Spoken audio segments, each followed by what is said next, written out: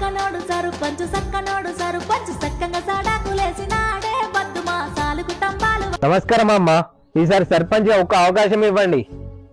నీకు తెలియదేముంది కొమరయ్య, అవసరాలు తీర్చిన వాళ్ళకే అవకాశాలు, లోట్లు వంచిన వాళ్ళకే ఓట్లు. ఆయన పచ్చనోటితో ప్రసాదం చేసుకోవాలని చూసినాం గాని చేతులతోటి ఊరు చూడటం నిన్న చూస్తున్నాం.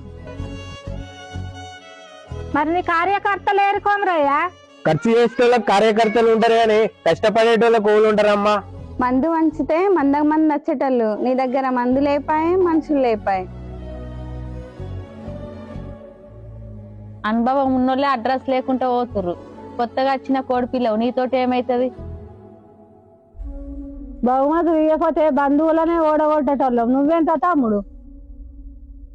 మనీ లేనని మందు బుక్ వచ్చినావు, పోయేడికై పోదా, కానీ పోయే ముందు ఒక్క మాట, ఈ ఊరికి కావాల్సింది పండు ముసలోళ్ళ పడుచు కుర్రోళ్ళ? పడుచు కుర్రోళ్ళే.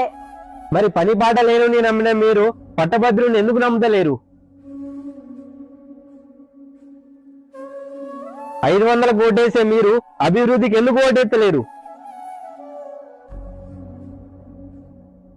మీరు గెలిపించాల్సింది ఖద్దరు బట్టలను, కరెన్సీ కట్టలను కాదమ్మా, గ్రామాన్ని గౌరవించే వ్యక్తిని, ఊరిని ఉద్ధరించే వ్యక్తిని. రాతలు గాడిదలు కాస్తే బుద్ధులు భూములేట. ఈ ఊరిని చూస్తే నాకు అట్లనే అనిపిస్తుంది. సంపదను చూసి కాదమ్మా, చదువును చూసి ఓటేయురి. చివరిగా ఒక్క మాట, 500కు ఓటేయద్దు, 5 ఏళ్ళు బాధపడద్దు. మమ్మల్ని క్షమించి కొమరయ్య. ఇప్పటి నుంచి నమ్మించే నాయకుడిని కాదు, నడిపించే నాయకుడిని ఎన్నుకుంటాం.